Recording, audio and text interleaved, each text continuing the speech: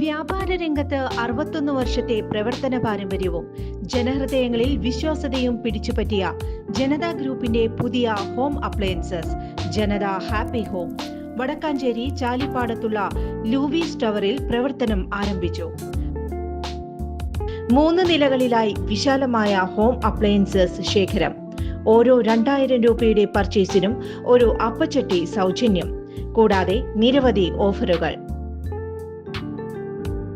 LDF സർക്കാരിന്റെ 3ാം ഭരണത്തിന് അയ്യപ്പന്റെ മാത്രമല്ല എല്ലാവരുടെയും കടാക്ഷം ലഭിക്കുന്നുണ്ടെന്ന് CPIM സംസ്ഥാന സെക്രട്ടറി MV ഗോവിന്ദൻ.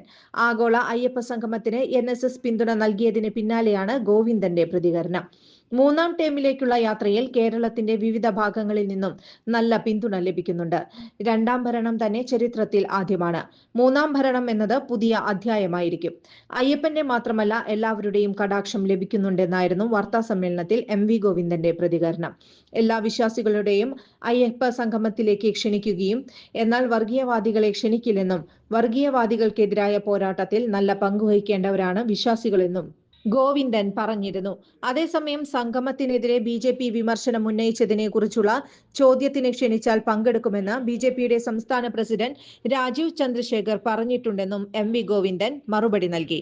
സെപ്റ്റംബർ 20-നാണ് ആഗോള അയ്യപ്പ സംഗമം നടക്കുന്നത്. പമ്പ തീരത്താണ് പരിപാടി.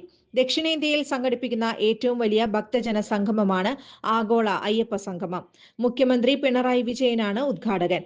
കർണാടക, തെലങ്കാന സംസ്ഥാനങ്ങളിലെ മന്ത്രിമാർ, കേരളത്തിലെ കേന്ദ്രമന്ത്രിമാർ, പ്രതിപക്ഷ നേതാവ് തുടങ്ങിയ നേതാക്കൾ പങ്കെടുക്കുമെന്നാണ് വിവരം.